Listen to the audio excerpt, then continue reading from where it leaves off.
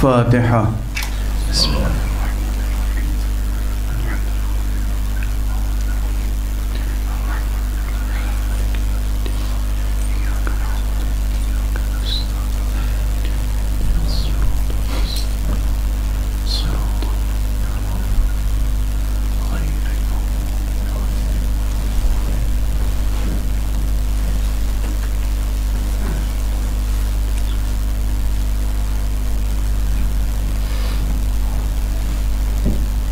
خوشنودی سید الشہداء ابا عبداللہ واجب الصلوات. اللهم صل على محمد وآل محمد وعجل فرجهم. اعوذ باللہ من الشیطان الرجیم. بسم اللہ الرحمن الرحیم. الحمد للہ رب العالمین والصلاة والسلام على أشرف الخلائق أجمعين سيدنا وسيد الأولين والآخرين حبيبنا وحبيب إله العالمين إمام المرسلين وخاتم النبيين أبي القاسم المصطفى محمد. اللهم صل على محمد وآل محمد وعلى أهل بيته الطيبين الطاهرين الهداة المهديين المعصومين المظلومين واللعنة الدائمة على أعداء الحق والدين. أما بعد فقد قال الله تعالى عز اسمه في محكم كتابه ومتقن خطابه. بسم الله الرحمن الرحيم. قل لله المشرق والمغرب يهدي من يشاء إلى صراط مستقيم. صدق الله العلي العظيم. اللهم صل على محمد وآل محمد وعجل. ایک اور ذرا بلندتر صلوات. اللهم صل على محمد وآل محمد وعجل. قرآن حکیم کے سورہ مبارک بقرہ کی 142ویں آیت کا ایک فقرہ آخری حصہ ہمارا سرنامہ قرآنی ہے، جس میں ایک لفظ یشاء بطور خاص کلیدی کلمے کے طور پر ہم نے رہنما قرار دیا ہے، اور اس یشاء سے جو لغوی اعتبار سے صرفی اعتبار سے مصدر ہے مشیت، المشیعہ وہ جزو عنوان گفتگو ہے، مشیت اور حسین. سب سے پہلے تو ایک وجدانی اور ذوقی کیفیت کی طرف اشارہ کر دوں کہ کبھی کبھی کسی موضوع گفتگو میں، عنوان میں، ٹاپک میں جو الفاظ آتے ہیں، ان الفاظ میں آپس میں ربط و تعلق معنوی کیا ہوتا ہے، اس کے بارے میں دل اور دماغ میں ایک الجھن سی ہوتی ہے.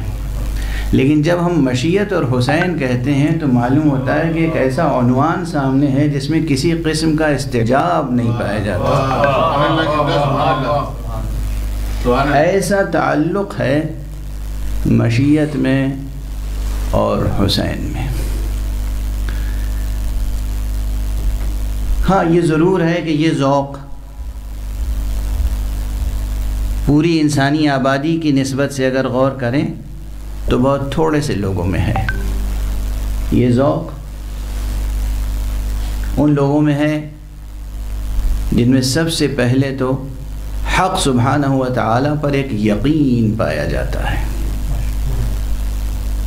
جہاں خالق کا تصور ہے، معبود کا تصور ہے، اور ایسے خالق اور ایسے معبود کا تصور ہے کہ جو خالق مختار ہے اور فیاض ہے. سبحان اللہ سبحان اللہ. خالق ہونے کی حیثیت سے مختار ہے اور معبود ہونے کی حیثیت سے فیاض اور فیض رساں ہے. سبحان اللہ سبحان اللہ. اور یا تو اختیار و فیاضی رب کی بس انتہا یہی ہے، کیسا قادر مطلق اور کیسا فیاض علی الاطلاق ہے وہ، کہ جس نے کسی بھی صاحب ادراک و احساس سے جبراً سجدہ نہیں کرایا.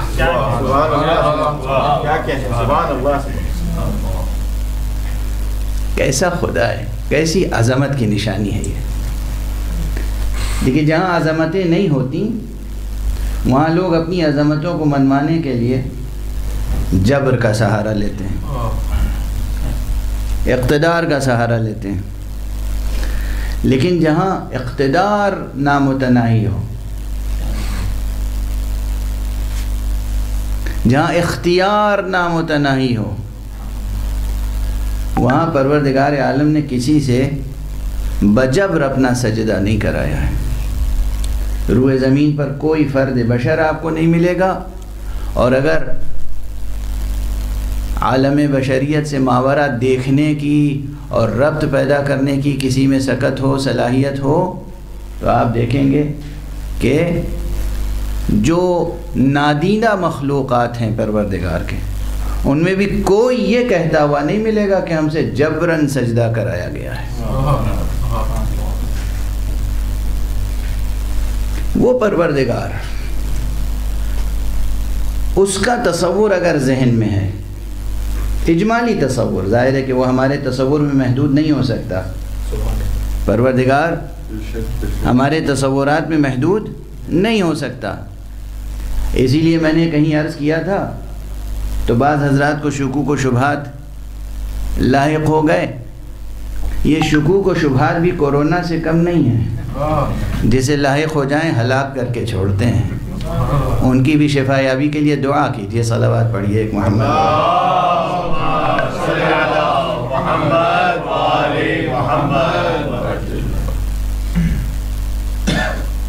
بہت سادہ سا مسئلہ تھا، میں دوبارہ اسے وضاحت سے عرض کر رہا ہوں. اور افسوس تب ہوتا ہے کہ جب ایسے لوگوں کی طرف سے اعتراض آئے جو خود کو پابند دین بھی یا ذمہ دار دین بھی کہتے ہوں، خود ادعا رکھتے ہوں کہ وہ ذمہ دار دین ہیں. تصور پہ بات آ گئی کہ جو میں نے کہا کہ خالق کا تصور کے یہ معنی نہیں ہے کہ واقعاً کوئی تصور ہوگا آپ کے ذہن میں. خالق کا یقین، خالق کے ہونے کا یقین، ایک ایسے خالق کے ہونے کا یقین جو خالق قادر مطلق ہے، اس کا اختیار نامتناہی، اس کی قدرت نامتناہی، اس کا فیض نامتناہی، اس کی عطا نامتناہی. تو یہ اگر یقین ہے، اب اسی یقین کے تعلق سے لوگ کہتے تھے خدا کا تصور بھی رکھتے ہو کہ نہیں بھائی؟ ورنہ خدا کا تصور تو کوئی بھی نہیں رکھتا اور رکھ بھی نہیں سکتا. خدا تو متصور ہو ہی نہیں سکتا نا.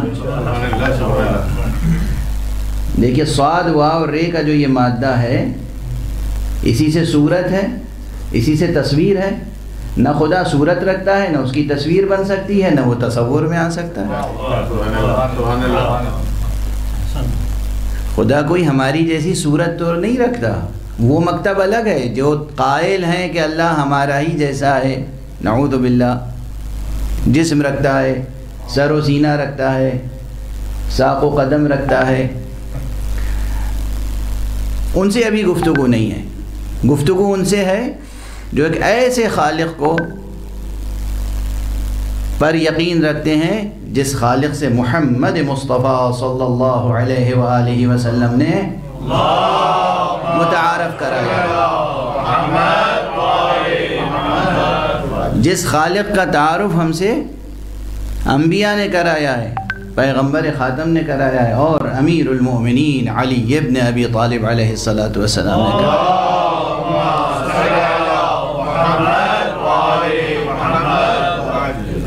کہ یہ خدا وہ ہے کہ جو جسم نہیں رکھتا، یہ خدا وہ ہے کہ جو کسی مکان میں مقید اور محدود نہیں ہے، یہ خدا وہ ہے جو کسی زمان میں مقید اور محدود نہیں ہے، یہ خدا وہ ہے کہ جو ہمیشہ سے ہے اور ہمیشہ رہے گا، اور یہ ہمیشہ سے ہے اور ہمیشہ رہے گا، یہ کند سی تعبیر ہے، اس لیے کہ ہمیشہ سے اور ہمیشہ یہ جو الفاظ ہیں یہ زمانی ذہن کو مطمئن کرنے کے لیے ہیں۔ وہ ذہن جو کسی بھی اعتبار سے قید زمان سے آزاد نہیں ہو سکتے، ان کے لیے یہ الفاظ ہیں، ورنہ زمانہ تو خود مخلوق ہے، مکان خود مخلوق ہے۔ اب دیکھیے بات ایسے ہی چلتی جائے تو کہاں تک پہنچے گی کہ واقعاً معرفت حق سبحانہ و تعالیٰ کتنی مشکل ہے۔ جو اکثر کہتا ہوں، اب یہ جملہ میں کیا کروں، کہنا پڑتا ہے بار بار، ہمارا اللہ وہ ہے کہ جس کا انکار ممکن نہیں ہے اور اقرار آسان نہیں ہے۔ مشکل ہے، بہت مشکل۔ یہ دو فقرے یاد رکھیے گا، انکار تو ممکن نہیں ہے، کوئی یہ کہہ سکے نہیں کوئی خالق نہیں ہے، ممکن نہیں ہے، دیوانہ ہوگا جو کہے گا کوئی خالق نہیں ہے۔ انکار ممکن نہیں ہے، اقرار مشکل ہے، اس لیے کہ کیسے کس چیز کا اقرار کیا جائے، بس یہ کہہ سکتے ہیں ہے۔ ساری بحثیں پھر صفات میں آ جاتی ہیں، ساری بحثیں صفات میں آ سکتی ہیں، یہاں تک کہ یعنی نہ اس کی ذات ہماری محدود عقلوں میں آ سکتی ہے، نہ اس کے اسماء ہماری محدود عقلوں میں آ سکتے ہیں، نہ اس کی صفتیں ہماری محدود عقلوں میں آ سکتی ہیں، نہ اس کے افعال ہماری محدود عقلوں میں آ سکتے ہیں۔ یہ ہے دشواریاں، اور یہی دشواریاں ہیں کہ جب حیرت انگیز اللہ کے آنے والے اولیاء اور ائمہ اور انبیاء کے حیرت انگیز افعال دیکھتے ہیں صاحبان ایمان، تو انہیں مظہر خدا کہنا شروع کر دیں، اور اس وقت آپ کسی کا گریبان پکڑ لیجئے اور کفر کے فتوے دیجئے تو بڑی مشکل ہے۔ جو ان کو مظہر خدا کہتا ہے وہ کبھی مشرک اور کافر ہو نہیں سکتا، ممکن نہیں۔ یہ کند اور کند سی تعبیریں ہیں۔ بہرحال جیسے میں عرض کر رہا تھا کہ زمان تو اس کی مخلوق ہے، مکان مخلوق ہے۔ خود قرآن مجید میں کہا ہے اللہ سبحانہ و تعالیٰ نے کہ حیات بھی اس کی مخلوق ہے اور موت بھی اس کی مخلوق ہے۔ تو یہ حیات جو ہمیں آپ کو حاصل ہے، الذی خلق الموت والحیات، تو وہ خالق موت بھی ہے، خالق حیات بھی ہے، تو موت بھی مخلوق ہے، حیات بھی مخلوق ہے، تو وہ کون سی حیات سے حی کہلاتا ہے؟ خوف ہمارے یہاں اللہ حی ہے یا نہیں؟ اللہ حیات رکھتا ہے یا نہیں؟ وہ حی ہے، حیات رکھتا ہے۔ یہ حیات مخلوق ہے یا خالق، یا جزو ذات یا زائد بر ذات؟ تو وہ حیات جو صفت ذات حق سبحانہ و تعالی ہے، اس کا بھی ہماری کوتاہ عقلیں تصور نہیں کر سکتی۔ وہ قدرت جو حق سبحانہ و تعالی رکھتا ہے، ہماری ناقص عقلیں اس کا ادراک نہیں کر سکتی۔ بس یہی ہے کہ اس کا انکار نہیں کر سکتے، اعتراف مشکل ہے، یعنی تشبیہ بھی نہیں دے سکتے اور یہ بھی نہیں کہہ سکتے کہ ہم نہیں مان سکتے۔ نہ تعطیل ہے نہ تشبیہ، نہ عقل کو بالکل معطل کر سکتے ہیں اور نہ اپنی ناقص عقل کا سہارا لے کر اس کو کہیں تشبیہ دے سکتے ہیں۔ ہم یہ نہیں کہہ سکتے کہ اللہ جو ہے محمد مصطفیٰ جیسا ہے، نعوذ باللہ، کفر ہوگا، شرک ہوگا. نہیں کہہ سکتے. محمد مصطفیٰ صلی اللہ علیہ وآلہ وسلم مخلوق ہیں، مخلوق ہیں. ہم یہ نہیں کہہ سکتے اللہ اور اس کے صفات امیر المومنین علی ابن ابی طالب علیہ السلام کے صفات کی طرح ہیں. نہیں کہہ سکتے، شرک ہے. ہم نہیں کہہ سکتے شرک ہے. اگر ہم کہیں، وہ اگر ان کو کہہ دے کہ ان کا چہرہ ہمارا چہرہ ہے اور ان کی آنکھیں ہماری آنکھیں ہیں اور ان کا ہاتھ ہمارا ہاتھ ہے، یہ اس کو اختیار ہے، یہ اس کی عنایت ہے، اس کی طرف سے فضیلت ہے، اس کی طرف سے منقبت ہے، اور پھر اس منقبت کا انکار پھر کفر ہو جائے گا.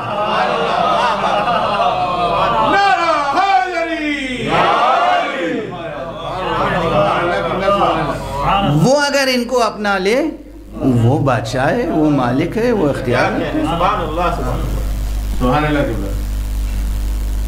اس کی ذات بہت بلند ہے. اسی لیے میں عرض کرتا ہوں کہ بعض وقت بعض فضائل کے نکات یا عناوین کا انکار وہ لوگ کرتے ہیں جن کا خود تصور توحید کمزور ہے. خالق متعال بہت بلند ہے. ضرورت ہے واقعاً کہ توحید حق صمدی پر مسلسل گفتگویں کی جائیں، اور خود یہ گفتگو مشیت اور حسین یہ صفات حق سے متعلق ہے. چونکہ مشیت کیا ہے؟ صفات حق میں سے. مشیت ایک وہ امر ہے جو حق سبحانہ و تعالی سے متعلق. کل میں نے عرض کیا تھا جو کچھ اس کو آگے بڑھانے سے پہلے یہ گفتگو آگے بڑھا لوں کہ جن کے پاس یقین ہے ایسے خدا کا، جو مختار ہے اور اس کا اختیار نامتناہی، جو قادر ہے اور اس کی قدرت نامتناہی، جو ارادہ رکھتا ہے، جو چاہتا ہے کرتا ہے، اور جو وہ نہیں چاہتا وہ ہو نہیں سکتا، اور جو وہ چاہتا ہے کہ ہو کوئی اس میں رکاوٹ ڈال نہیں سکتا. اگر ذہن میں یہ تصور ہے تو انہی ذہنوں میں لفظ مشیت آتا ہے. یہ لفظ مشیت کی معنویت کو کوئی اور درک نہیں کر سکتا. لفظ مشیت کی معنویت کو وہی ذہن درک کر سکتا ہے کہ جو ایسے خدا کا قائل ہے کہ جو چاہتا ہے کرتا ہے، جو وہ چاہے کہ ہو اس میں کوئی رکاوٹ نہیں ڈال سکتا، جو وہ چاہے کہ نہ ہو اسے کوئی کر نہیں سکتا. ایسے خالق کا جہاں تصور ہوگا وہاں بغیر کسی قیل و قال کے ذہن میں لفظ مشیت کی معنویت روشن ہوگی. اور یہ ایک عجیب بات ہے کہ جہاں لفظ مشیت کی معنویت روشن ہوگی ان ذہنوں میں جیسے ہی آپ نام گرامی حسین لیں گے وہ جیسے وجداناً تصدیق کریں گے کہ حسین کا ایک رشتہ ہے مشیت الہیہ سے.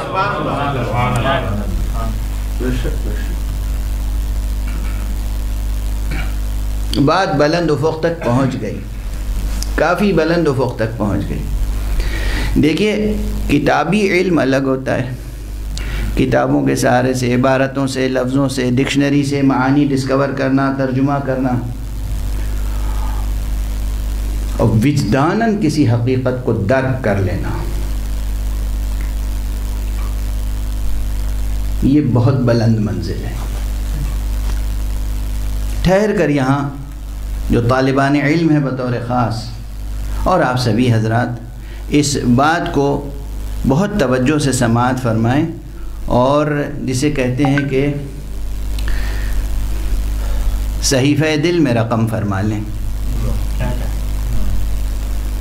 یوں بھی کوئی بھی علمی مسئلہ کسی پر روشن نہیں ہو سکتا جب تک کہ لطف و عنایت پروردگار نہ ہو.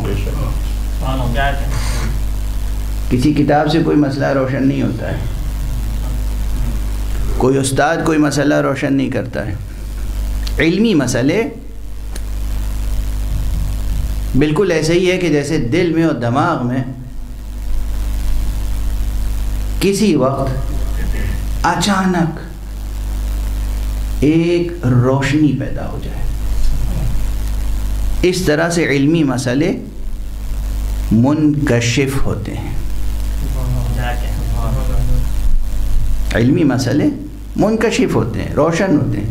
روزمرہ کے مسئلے ہوں یا کوئی بڑے سے بڑا مسئلہ ہو، روزمرہ کے مسئلے ہم عادی ہوتے ہیں اس انکشاف کے. جس طرح روز سورج نکلتا ہے تو ہم عادی ہو جاتے ہیں اس کے. لیکن اگر کبھی کوئی ڈوبا ہوا سورج پلٹ آئے تو ہم اسے معجزہ کہتے ہیں. تو اسی طرح اگر کوئی مشکل مسئلہ ہے جو حل نہ ہو رہا ہو اور وہ اس وقت عنایت پروردگار سے، لطف پروردگار سے منکشف ہو جائے تو ہم اسے کشف کہتے ہیں. ورنہ کوئی بھی علمی مسئلہ ایسا نہیں ہے جو عنایت رب اکبر کے بغیر کسی پر روشن ہو جائے. تو یہ جو رشتہ منکشف ہوتا ہے ایک ذہن مومن میں، قلب مومن میں، یہ حسین کا مشیت سے رشتہ ہے. ظاہر استدلال کے طور، یعنی گفتگو دو مرحلے میں ہوتی ہے عموماً. ایک ہوتا ہے مرحلہ ثبوت اور ایک ہوتا ہے مرحلہ اثبات.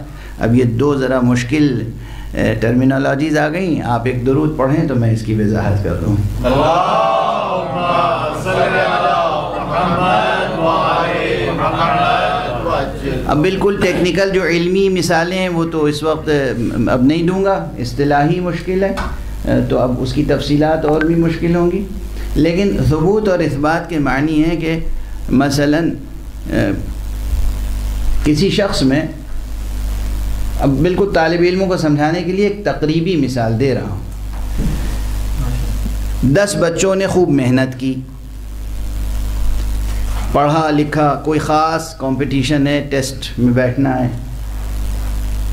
ان میں سے 10 کے 10 بچوں میں ہماری نگاہ میں صلاحیت ہے، سب نے محنت کی ہے. یعنی ان کے اندر یہ وصف، یہ صفت، یہ علم، یہ مہارت، یہ اسکل پیدا ہو گئی، وہ ہے ان کے اندر. ہم نے دیکھا انہوں نے بڑی محنت کی، تیاری کی، لیکن ابھی کمپٹیشن باقی ہے. اور ابھی واقعاً انہوں نے محنت ضرور کی، لیکن وہ مطالب، وہ مہارت کتنی ان کے نفس میں، ان کی ذات میں جاگزیں ہو سکے، کتنے راسخ ہوئے وہ مطالب، وہ معلومات کس قدر کلیئر ہیں ان کے ذہن میں، کتنا شفاف تصور ہے ان مطالب کا، یہ ہم ابھی بھی نہیں کہہ سکتے. پڑھا ہے، محنت کی ہے، مہارت پیدا کی ہے، مگر ہم کچھ کہہ نہیں سکتے. اب جب یہ ٹیسٹ میں بیٹھے اور ٹیسٹ کا رزلٹ آیا تو رزلٹ نے اعلان کیا کہ فلاں فلاں فلاں کے اندر صلاحیت ہے. ٹیسٹ کے اعلان نے صلاحیت پیدا نہیں کی، ٹیسٹ کے اعلان نے موجود صلاحیت کا اعلان کیا ہے صرف. تو جو صلاحیت پہلے سے موجود ہے اسے کہتے ہیں مقام ثبوت، اور جو اعلان ہوتا ہے اسے کہتے ہیں مقام اثبات. اس اعلان کے ریفرنس سے ساری دنیا کہتی ہے، ثابت کرتی ہے کہ ان میں یہ چیز پائی جاتی ہے، ان میں یہ چیز پائی جاتی ہے، ان میں یہ چیز پائی جاتی ہے. ثبوت تو خود ان کے اندر وصف ہے نا، مہارت تو ان کے اندر ہے. لیکن عرفاً عام لوگ کیا کہتے ہیں؟ غیر علمی اصطلاح میں اس بات کو ثبوت اور ثبوت کو اس بات کہنا شروع کر دیتے ہیں. اور ہمارے یہاں تو انبیاء، ائمہ، ان کا رشتہ ہوتا ہے مشیت سے، مگر بعض اعلانات ایسے ہوتے ہیں، بعض واقعات ایسے ہوتے ہیں کہ جو اس مقام ثبوت کے اعلان کے لیے اس بات کے طور پر ہمارے سامنے موجود ہوتے ہیں. سرکار سید الشہداء ابو عبداللہ الحسین علیہ السلام کی سیرت طیبہ پر جب ہم نظر ڈالتے ہیں، ترتیب واقعات پر جب ہم نظر ڈالتے ہیں، تو ہمیں ایک سے زیادہ ایسی روایتیں، ایسی حدیثیں، ایسے واقعات ملتے ہیں جہاں ثابت ہو جاتا ہے کہ ان کا تعلق مشیت پروردگار سے، مشیت حق سے ہے. اور انبیاء میں بھی ہے، اور ائمہ میں بھی ہے، اللہ کے اور ولیوں میں بھی ہے، لیکن سرکار سید الشہداء کا مقام بہت بلند ہے۔ اب تھوڑا سا اور طالب علمانہ انداز سے ابتدائی جو خلا ہے پر کرتے ہوئے آگے بڑھیں۔ کل میں نے یہ بحث اٹھا دی تھی کہ آیا مشیت اور ارادہ دونوں مترادف ہیں یا نہیں، یعنی اگر ہم مشیت کا ترجمہ کریں تو ارادہ کریں گے یا کچھ اور بھی کر سکتے ہیں۔ تو اب یہ کبھی مجبوری ہوتی ہے کہ لفظ محدود ہوتے ہیں، الفاظ کی تعداد محدود ہے، معانی نامحدود ہیں۔ یوں بھی مثلا میں محسوس مثال دوں جو سب کو یاد رہ جائے، چھوٹے بڑے بچے بوڑھے جوان اور مرد عورتیں جو بہت علم کلام اور حکمت اور فلسفے سے الجھنے لگتے ہیں، لوگ روزمرہ کی گھریلو مثالیں دے دوں۔ بچے پیدا ہوتے ہیں اور بچوں کی تعداد زیادہ ہے یا ناموں کی؟ اگر الفاظ کی تعداد زیادہ ہوتی تو ایک نام کے کبھی ایک سے زیادہ فرد موجود نہ رکھتے۔ اچھے اچھے نام، اچھے اچھے الفاظ مٹھی بھر ہیں، تھوڑے سے ہیں، اس لیے معلوم ہوا کہ بہت سے لوگ ہیں دنیا میں جن کا نام مثلا احمد ہے، محمد ہے، محمود ہے، رشید ہے، راشد ہے، کوئی بھی نام لے لیں آپ، شکیل ہے، وسیم ہے، جسیم ہے، کوئی بھی لفظ ایک نام لیجئے اور پوچھئے اس نام کے کتنے لوگ ہیں دنیا میں؟ بہت لوگ ہیں۔ اس نام کے بہت لوگ ہیں، کیوں؟ لوگوں کی تعداد زیادہ ہے، الفاظ اور ناموں کی تعداد کم ہے۔ محسوس مثال ہے نا، خود اپنے چھوٹے سے معاشرے میں دیکھیے، مہدی نام کے کتنے لوگ ہیں، حسین نام کے کتنے لوگ ہیں، حیدر نام کے کتنے لوگ ہیں؟ نام زیادہ ہیں اور کبھی کبھی یونیک نیمز تلاش کرنے میں محنت کرنی پڑتی ہے، وہ ایسا نام ہو جو کسی نے نہ رکھا ہو، اور ملتے ہی نہیں الفاظ محدود ہیں، اسماء محدود ہیں اور افراد زیادہ ہیں ان سے نسبتاً۔ اسی طرح الفاظ محدود ہیں، معانی زیادہ ہیں، اور جب الفاظ محدود ہیں، معانی زیادہ ہیں، تو ایک ہی لفظ ایک سے زیادہ معانی کے لیے استعمال کرنا پڑتا ہے۔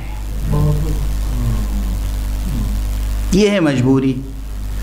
تو ایک مقام پر مشیت کے معنی میں نے کل عرض کیے کہ اگر خوب غور و خوض کیجیے گا اور تمام علماء کی کتابیں نچوڑیے گا، وہ عبارت جوں کہ توں ملے گی نہیں جو میں نے گزارش کی ہے، لیکن یہ آپ کو تسلیم کرنا پڑے گا کہ مشیت کے معانی متعدد ہیں، ایک سے زیادہ معنی ہیں، ارادے کے معانی متعدد ہیں۔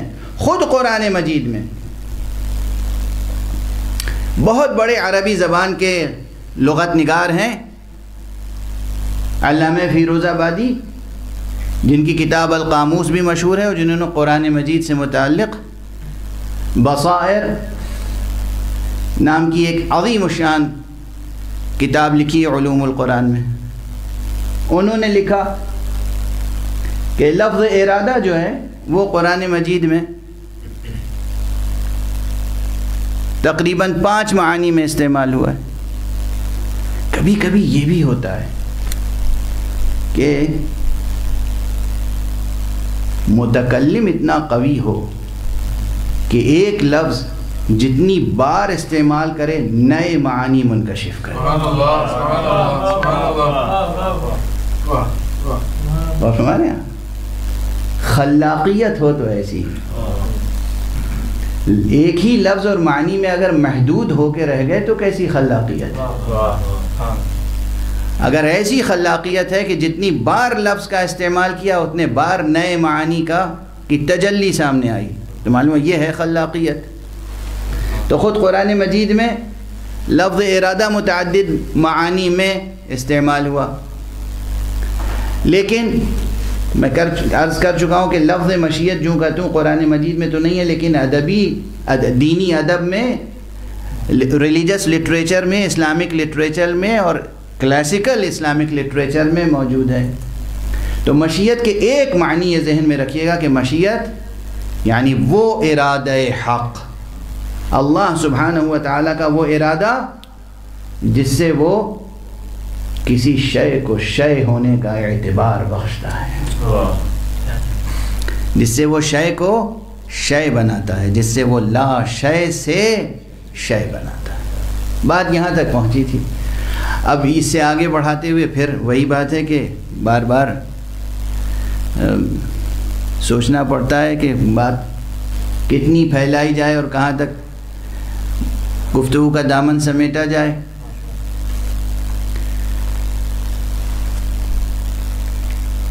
علماء و متکلمین کے درمیان یہ بحث ہے، فلاسفہ، حکماء اور علماء دین کے درمیان ایک یہ بحث ہے، دو گروہوں میں بٹے ہوئے ہیں۔ کچھ کہتے ہیں کہ حق سبحانہ و تعالیٰ نے لا شے سے شے کو پیدا کیا، اور کچھ کہتے ہیں کہ نہیں، حق سبحانہ و تعالیٰ نے لا شے سے شے کو پیدا نہیں کیا۔ اب یہ بحث ہے اور اس میں ایک دوسرے کی تکفیر بھی کرتے ہیں، یہ ان کو کافر کہتے ہیں، وہ ان کو کافر کہتے ہیں۔ میں عرض کرتا ہوں کہ جو شخص ارادتاً اپنے پورے ارادے سے، پورے شعور کے ساتھ، پورے اختیار کے ساتھ اعلان کرے کہ میں لا الہ الا اللہ محمد رسول اللہ کہتا ہوں اور دل و جان سے قبول کرتا ہوں، اس کی تعریفات میں پھر کتنے ہی اختلافات ہو جائیں، آپ اسے دائرہ اسلام سے نکال نہیں سکتے۔ آپ لوگوں کو دائرہ اسلام میں داخل کرنے کے لیے آئے ہیں، نہ کہ خارج کرنے کے لیے۔ ہاں، وہ بدنصیب الگ ہوگا جو خود اعلان کفر کرے، لیکن جہاں صفات کی بحث ہو، معانی کی بحث ہو، دقیقہ سنجیاں ہوں، وہاں جلدی سے فتویٰ نہیں دے دینا چاہیے۔ تو یہ ہے مشکل۔ اب ظاہر ہے اگر کوئی شخص قائل ہے کہ لا شے سے شے خلق فرماتا ہے پروردگار، تو اس کے معنی یہ ہے کہ وہ اس بات کا قائل ہے کہ پروردگار کی قدرت نامتناہی ہے۔ اور اگر کوئی شخص کہتا ہے کہ نہیں، وہ شے ہی سے شے کو بناتا ہے، تو اس نے گویا قدرت کو متناہی اور محدود کر دیا۔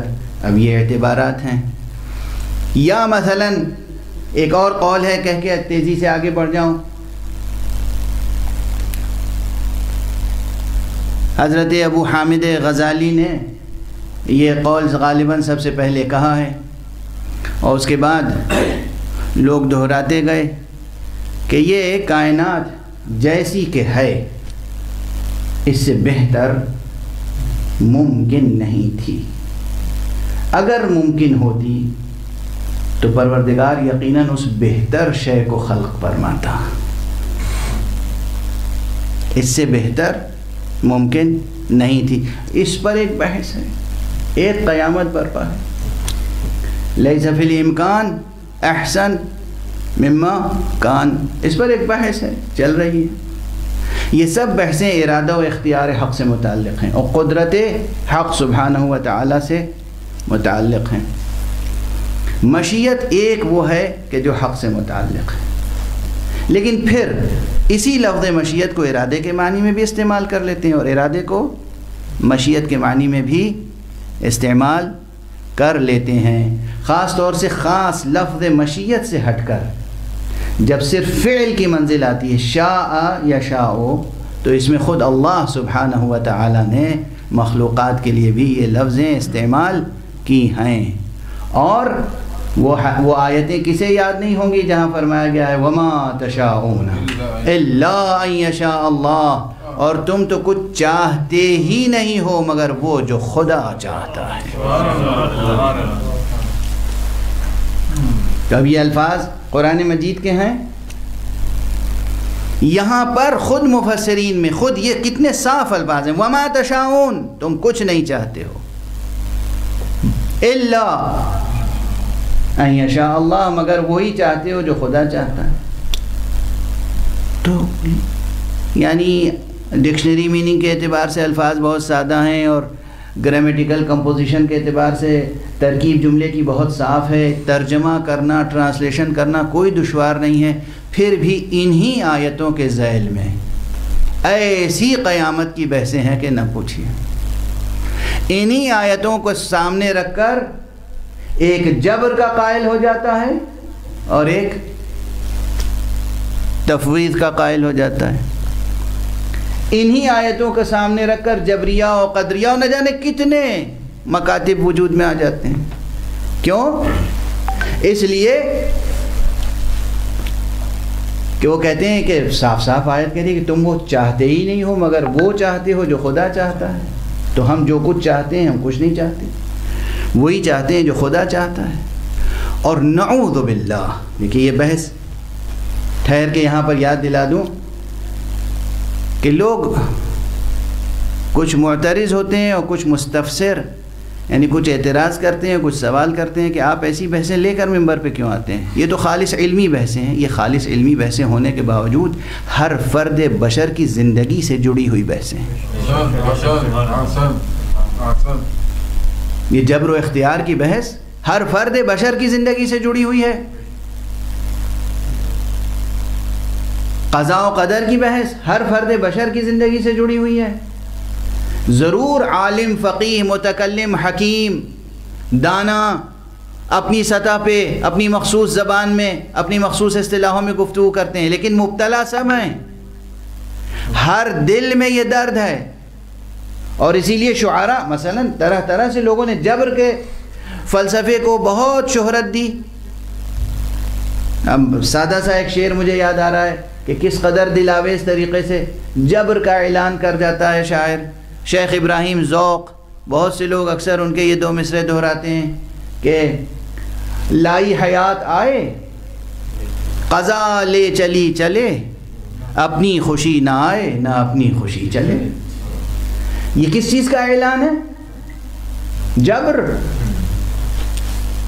جبر کا اعلان، کہ نہ ہم اپنی خوشی سے آئے ہیں نہ اپنی خوشی سے جائیں گے، اور پھر اس دو نقاط کے درمیان جو کچھ کر رہے ہیں وہ بھی گویا پھر مشیت کسی کی ہے، مرضی کسی کی ہے، ارادہ کسی کا ہے، ہم تو بس کر رہے ہیں۔ یہاں پر یہ منزل وہاں تک پہنچاتی ہے جہاں لوگ صاحبان ایمان کی ناقدری کرنا شروع کر دیتے ہیں اور گنہگاروں کی طرفداری کرنا شروع کر دیتے ہیں۔ بس سربستہ جملے میں یہی عرض کر سکتا ہوں، صاحبان ایمان کی ناقدری اور گنہگاروں کی طرفداری۔ کھول کر کہہ دوں، ایسے بھی اپنے کو مسلمان کہنے والے ہیں جو یزید کا دفاع کرتے ہیں، اور نعوذ باللہ بعض تو عرفان اور تصوف کے پردے میں دفاع کرتے ہیں۔ تو لفظ تصوف و عرفان سے ہر جگہ مرعوب نہ ہو جائیے گا، دھوکہ نہ کھا جائیے گا۔ عارف ہیں، صوفی ہیں، ولی اللہ ہیں، خانقاہ نشیں ہیں، اور معلوم ہوا کہ عقائد کی منزل میں کیا ہیں؟ وہ کہتے ہیں کہ یعنی کس قدر دلاویز طریقے سے بیان کرنا چاہتے ہیں کہ اللہ سبحانہ و تعالی یہ چاہتا تھا کہ حسین کو شرف شہادت مل جائے، اس لیے اس نے یزید کو وسیلہ بنایا تاکہ حسین کو یہ شرف مل جائے۔ نعوذ باللہ، یزید کو اللہ سبحانہ و تعالیٰ کی طرف سے حسین کو شرف شہادت عطا کرنے کے لیے وسیلہ قرار دینے والے، یاد رکھ جہنم میں جانے کے لیے تیرا وسیلہ بھی یزید ہی بنے گا۔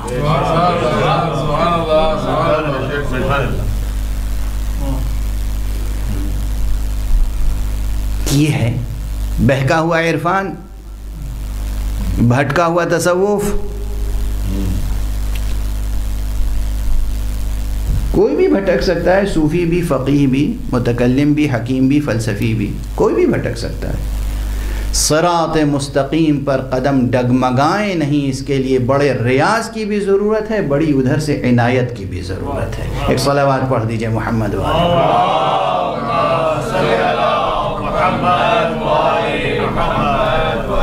بڑی عنایت کی ضرورت ہے۔ تو یہ بحثیں جب آگے بڑھتی ہیں تو میں نے عرض کیا کہ ہر شخص کی زندگی سے جڑی ہوئی بحثیں، کہ ہم جو کچھ کرتے ہیں کیا اپنے اختیار سے کر رہے ہیں یا مجبور ہیں یہ سب کرنے پر؟ تو یقین رکھیے وجداناً آپ سب حضرات اپنے دل اور دماغ کی طرف رجوع کریں، خود وجداناً اپنے دل سے پوچھیں واقعاً آپ سے جب کوئی غلطی سرزد ہوتی ہے تو آپ کا دل اس غلطی کو غلطی کہتا ہے یا نہیں؟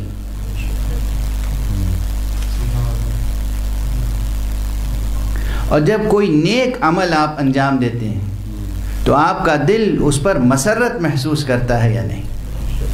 اور اس نیکی کو نیکی کہتا ہے یا نہیں؟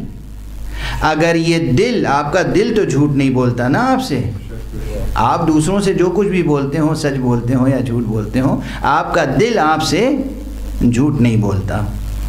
تو آپ کا دل، آپ کا ذہن، آپ کا ضمیر جب نیک و بد میں فیصلہ کرتا ہے، تفریق کرتا ہے، فرق کرتا ہے، برائی کو برائی کہتا ہے، اچھائی کو اچھائی کہتا ہے، نیکی کو نیکی کہتا ہے، بدی کو بدی کہتا ہے، حسن کو حسن کہتا ہے، قبح کو قبح کہتا ہے، حسن کو اختیار کرنے کے لیے اس میں جذبہ پایا جاتا ہے، قبح سے بچنے کے لیے اس میں ایک مدافعت پائی جاتی ہے، یہ آپ کے اندر موجود ہے۔ اور آپ اسی طرح جب دوسروں کے عمل کو دیکھتے ہیں، دوسروں کے اعمال کو دیکھتے ہیں، تو کسی سے اگر اچھائی صادر ہوتی ہے تو اس کی ستائش کرتے ہیں، تعریف کرتے ہیں، پسندیدگی کا اظہار کرتے ہیں، کسی سے برائی ظاہر ہوتی ہے تو آپ اس سے ناپسندیدگی کا اظہار کرتے ہیں۔ اگر آپ کی فطرت میں یہ چیز موجود ہے تو پھر آپ کس طریقے سے کہہ سکتے ہیں کہ ہم مجبور محض ہیں؟ کس طریقے سے کہہ سکتے ہیں؟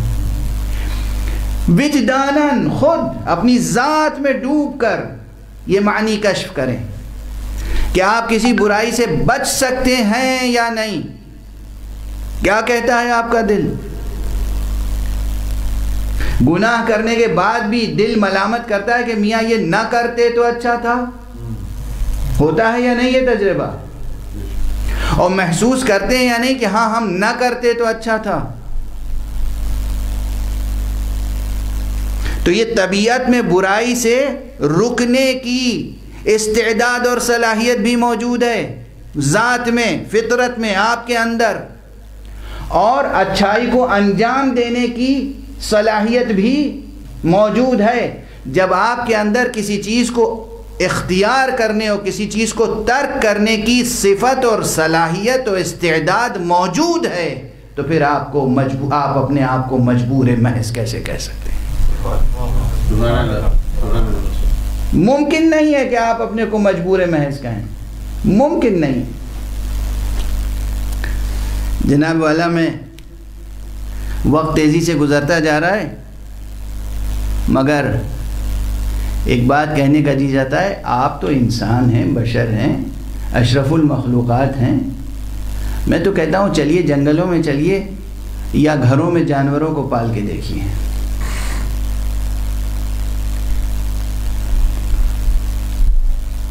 جانوروں کو بھی اللہ سبحانہ و تعالی نے جو خلق فرمایا ہے ان کے اندر بھی ایک اختیار رکھا ہے۔ وہ جانور جو جنگلوں میں رہنے کے عادی ہیں انہیں آپ لا کے گھر میں لاکھ باندھیں، لاکھ خاطر کریں، لاکھ مدارات کریں، جب تک گلے میں زنجیر رہے گی یا وہ بندھے رہیں گے، پنجڑے میں بند رہیں گے، وہ آپ کے پاس رہیں گے۔ ذرا سا انہیں چھوڑ دیجئے، کھول دیجئے دروازہ، وہ فوراً جنگل کی راہ لیں گے۔ یہ ان کا اختیار ہے جو عمل کر رہا ہے، ان کا اختیار ہے۔ اللہ نے جہاں کے لیے انہیں بنایا ہے وہ وہاں کی راہ لے لیتے ہیں۔ یہ آپ کی اور ہماری بد نصیبی ہے کہ ہمیں جہاں کے لیے بنایا ہے وہاں کی راہ ہم بھول جاتے ہیں۔ بس مثالیں دے کر ہی گفتگو کو اب آگے بڑھا رہا ہوں اس لیے کہ خالص علمی اصطلاحوں میں تو پھر وقت صرف ہوگا. ہمیں جہاں کے لیے بنایا ہے ہم وہاں کی راہ بھول جاتے ہیں. کوتاہیاں ہوتی ہیں، غفلتیں ہوتی ہیں. یہ غفلتیں ہیں، کوتاہیاں ہیں، جبر نہیں ہیں. حق سبحانہ و تعالیٰ نے انسان کو بہت بلند ترین منزلوں کے لیے پیدا کیا ہے. اس کی مشیت سے متعلق یہ بات ہے کہ انسان کمالات تک پہنچے اور انسان ایسی عبادت کرے کہ وہ بہشت کا مستحق بن جائے. یہ اس کی مشیت ہے. اس کی مشیت یہ نہیں ہے کہ انسان جہنم میں جائے. اسی لیے معصوم نے جو ارشاد فرمایا عام سطح ذہنی کو سامنے رکھ کر کہ حق سبحانہ و تعالیٰ کی ایک مشیت ہے، ایک ارادہ ہے، ایک مرضی ہے. کبھی کبھی وہ کسی چیز، کوئی چیز اس کی مشیت میں ہوتی ہے مگر وہ اس سے راضی نہیں ہوتا.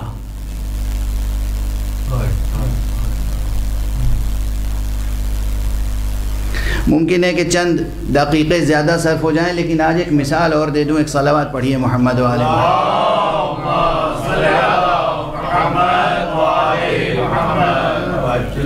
بھئی یہ کیسے ممکن ہے کہ کوئی چیز مشیت میں ہو، علم میں ہو اور پھر اس سے راضی بھی نہ ہو؟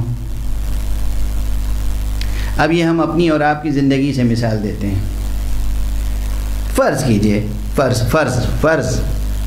فرض کیجئے کہ کوئی صاحب ہیں، ان کے 2 بیٹے ہیں.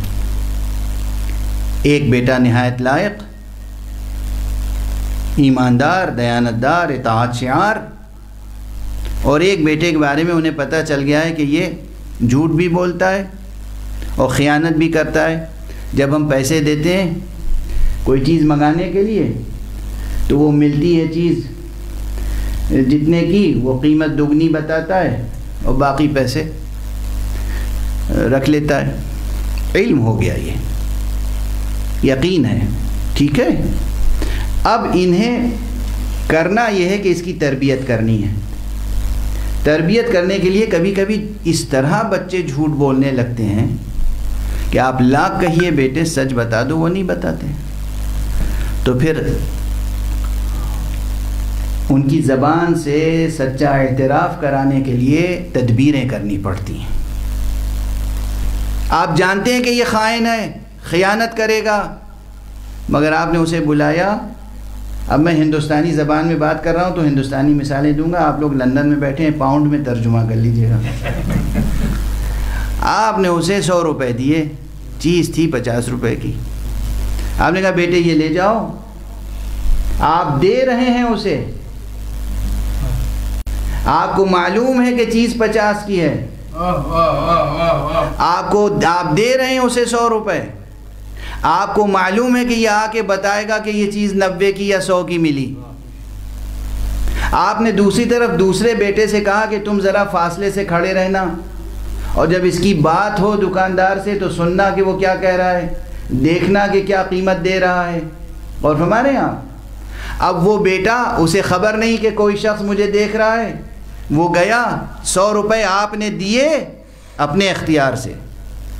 آپ کی مرضی تھی کہ وہ خیانت کرے، علم تھا خیانت کرے گا، مرضی تھی کہ خیانت کرے. مشیت کیا تھی درمیان میں؟ مشیت تھی کہ دی جا رہی ہے یہ چیز، اسے دی جانی چاہیے تاکہ اس کی آزمائش ہو.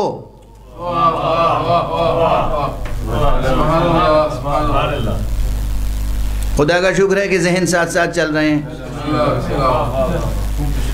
علم تھا کہ یہ خائن ہے، علم تھا کہ قیمت کتنی ہے،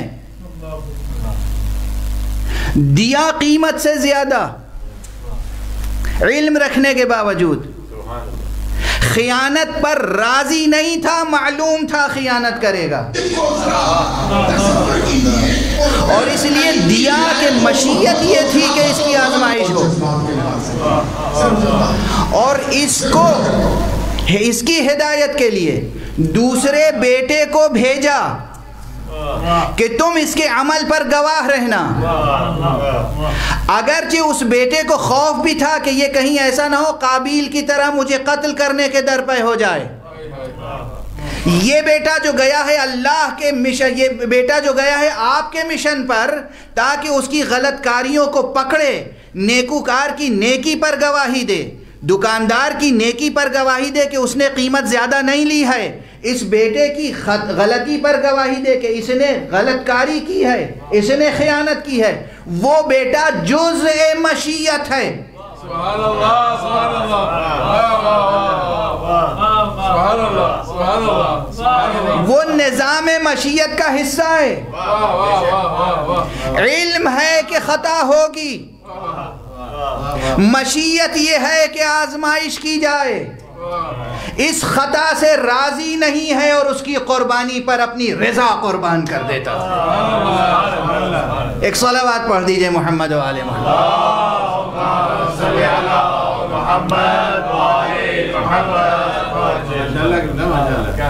واضح ہے مثال؟ بس دنیا میں اللہ کو معلوم تھا کہ فرعون ایسا کرے گا تو اقتدار کیوں بخشا، اور اللہ کو معلوم تھا کہ نمرود یہ کرے گا تو اقتدار کیوں دیا، اللہ کو معلوم تھا کہ یزید ایسا ہوگا تو ایسے اسباب ہی کیوں فراہم ہوئے کہ وہ تخت حکومت تک پہنچ گیا۔ یہ سب جبریہ اقوال ہیں، اور یہ سب ایسے جبریہ اقوال ہیں جو سیاست جبر نے کہلوائے ہیں۔ سیاست جبر، واہ واہ واہ۔ اللہ کو معلوم ہے کہ انسان خطا کار ہے، لیکن اللہ نے اپنے معصوم بندوں کو جزء مشیت بنا کے بھیجا ہے، امانت دار مشیت بنا کے بھیجا ہے۔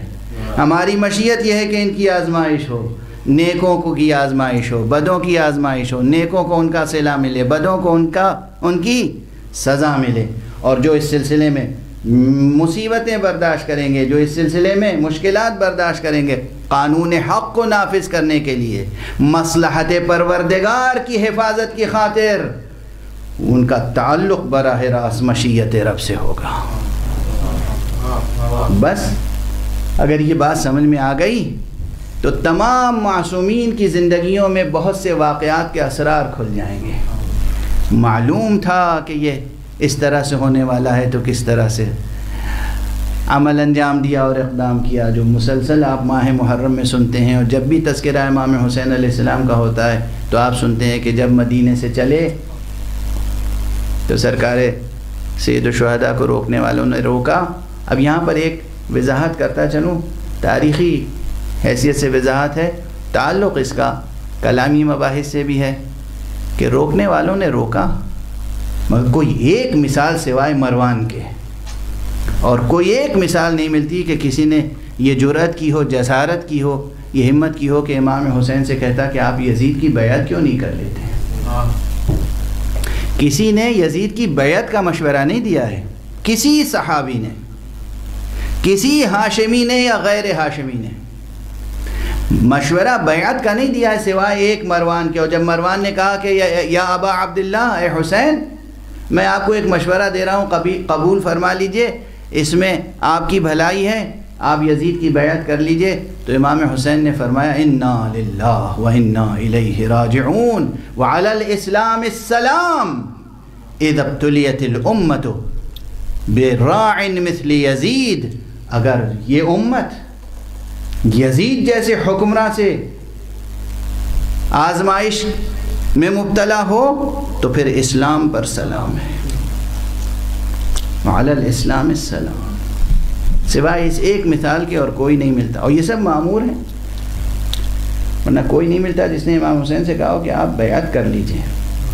ہاں یہ ضرور کہا کربلا نہ جائیے، کوفہ نہ جائیے، مدینہ نہ چھوڑیے، یہ ضرور کہا، مگر آقا نے کیا فرمایا؟ شاء اللہ ان یرانی قتیلا، اللہ کی مشیت یہ ہے کہ وہ اپنی راہ میں مجھے کشتہ جور و جفا دیکھے۔ بس وقت تیزی سے نکل گیا۔ آج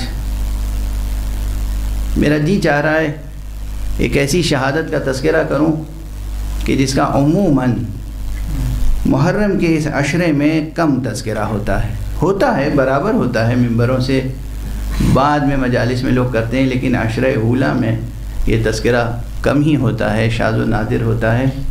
اور یہ اس لیے بھی کر رہا ہوں کہ آج کل پوری دنیا میں جو سیاست جور و جفا ہے، جو سیاست ظلم ہے، جو ڈسکریمنیشنز کی سیاستیں ہیں، جو تعصبات کی سیاستیں ہیں، ان میں آج بھی رنگ و نسل کا کتنا فرق ہے، کتنی تفریق ہے۔ دیکھیے ابھی امریکہ میں ایک سیاہ فام انسان کو کس ظلم و ستم سے قتل کر دیا گیا تھا اور اس پر کس قدر پوری دنیا میں احتجاج ہوا۔ میں اس منبر حسینی سے عرض کرتا ہوں دنیا والوں کے سامنے کہ خدا کی قسم واقعہ کربلا میں ہر ایک کے غم کا مداوع موجود ہے۔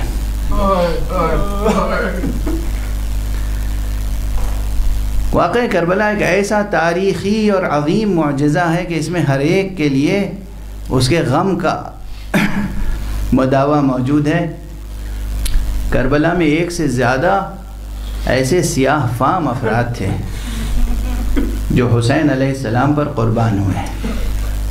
ان میں سے ایک وہ جوان مرد شخص ہے، جوان نہیں جوان مرد، جس کا نام جون ہے، سیاہ فام ہے، حبشی ہے۔ یہ حضرت ابوذر کے غلام ہوا کرتے تھے۔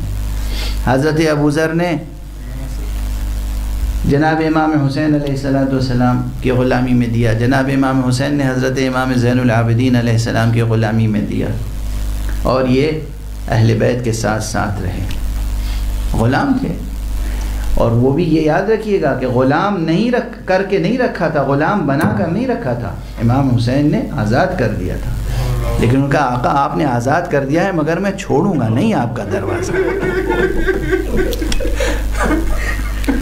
آپ کا دامن چھوڑوں گا نہیں، آپ کا در چھوڑوں گا نہیں، آپ کا گھر چھوڑوں گا نہیں، آپ کی خدمت سے جدا نہیں ہوں گا، میں آپ کی خدمت میں رہوں گا۔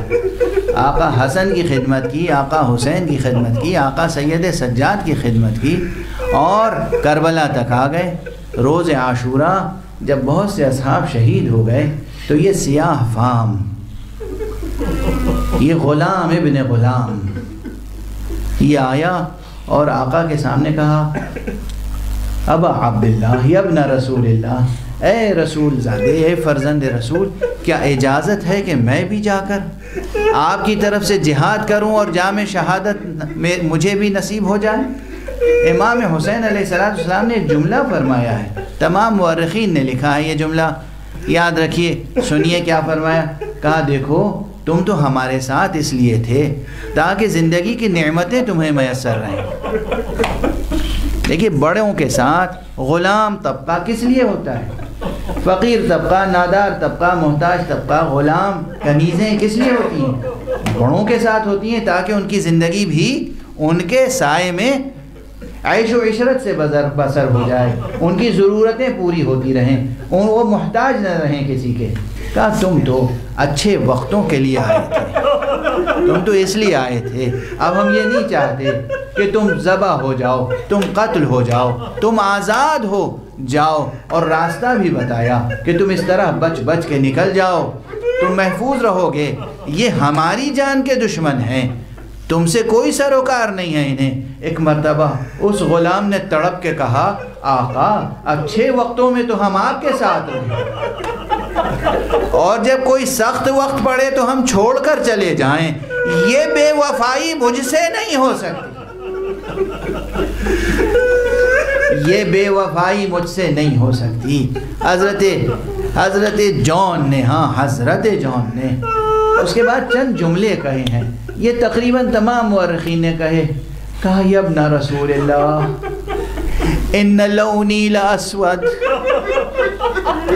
وان ریحی لنتن وان حسبی ونسبی للئیم یا ابن رسول اللہ تنفس علی بالجنہ، اے فرزند رسول میرا رنگ سیاہ ہے، میری بو ناگوار ہے، میرے جسم سے بدبو آتی ہے، میرے چہرے کا رنگ، میری جلد کا رنگ سیاہ ہے، اور میرا حسب و نسب بہت پست حسب و نسب ہے، آقا بس تفضل فرمائیے، ایک عنایت فرمائیے کہ میں بھی جنت کا مستحق ہو جاؤں۔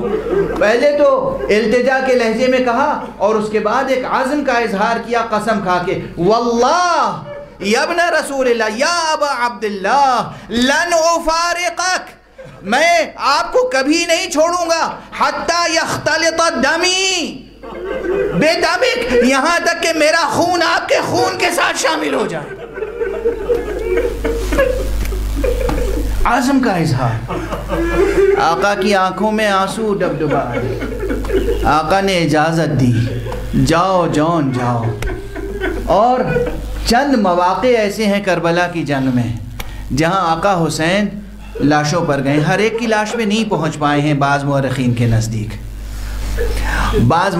نزدیک چند خصوصی مواقع ہیں جب آقا لاشوں تک پہنچے ہیں، اور ایسے تو بہت ہی نادر صرف 3 موقع ہیں جب آقا نے کسی شہید کے رخسار پر اپنا رخسار رکھ دیا۔ ذرا تصور کیجئے، فرزند رسول، صبت من الاسباط، حسین ابن علی، حجت اللہ، انسان کامل، امام برحق، وہ انسان نوری، وہ انسان نورانی، وہ امام برحق، اور یہ غلام سیاہ جب یہ ریگ گر میں کربلا پر ایڑیاں رگڑ رہا تھا اور کہہ رہا تھا علیک من السلام یا ابن رسول اللہ، اے فرزند رسول آپ پر میرا آخری سلام ہو، تو آپ خود اس کے جسد تک پہنچے، جھوکے اور اس کے رخسار پر اپنا رخسار رکھا، اور جب اس نے خنکی محسوس کی تو آنکھیں کھولی، دیکھا آقا کا چہرہ اور میرے چہرے کے ساتھ ہے۔ اس نے یہ دعائیں سنی، امام دعائیں دے رہے تھے، پروردگار اس کے چہرے کو نورانی فرما، پروردگار اسے خوشبو عطا فرما، اس کے جسم سے خوشبو آئے، پروردگار اسے جنت نصیب فرما، پروردگار اسے آخرت میں ہم محمد اور آل محمد کے ساتھ شمار فرما۔ اس نے یہ دعائیں سنی اور آنکھیں بند کی، دنیا سے رخصت ہوا۔ اس کے بعد مورخین نے یہ بھی لکھا ہے امام معصوم کی دعا کی تاثیر کہ جب بنی اسد دفن کرنے کے لیے آئے ہیں 11 محرم کو اور باعجاز حضرت امام زین العابدین تشریف لائے ہیں، تو بنی اسد نے بھی یہ دیکھا، امام زین العابدین نے بھی دیکھا کہ ایک ایسا لاشا ہے کہ جس کا چہرہ چمک رہا ہے، اس کے چہرے سے گویا نور ساطع ہو رہا ہے۔ قریب گئے تو مشک سے زیادہ بہتر خوشبو محسوس ہو رہی ہے۔ امام نے فرمایا جانتے ہو یہ کون ہے؟ یہ جون غلام ابو ذر ہے، یہ غلام حبشی، یہ غلام سیاہ جسے آقا امام ابو عبداللہ الحسین نے دعائیں دی تھیں، جس کے رخسار پر فرزند رسول نے اپنا رخسار رکھا تھا۔ انا للہ و انا الیہ راجعون، رضا بقضائہ و تسلیما لامرہ۔ پروردگار ہمیں علوم قرآن اور معارف اہل بیت سے آشنا فرما۔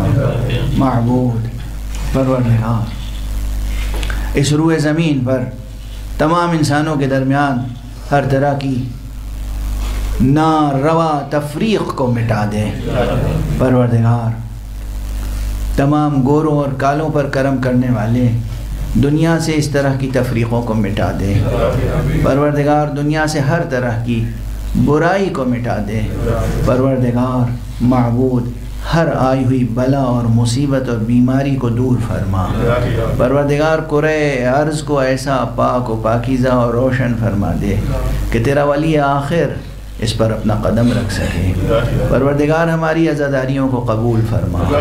پروردگار ہماری ان عزاداریوں کو آقا امام حسین کی طرف ہجرت کے ہمارا قدم قرار دے۔ پروردگار اسے ہماری طرف سے تجدید بیعت حق قرار دے۔ پروردگار دنیا میں مسلمان ممالک اور معاشروں کے زمام اقتدار ظالموں اور جابروں کے ہاتھوں سے چھین لے۔ پروردگار عدل و انصاف کی حکومت قائم فرما۔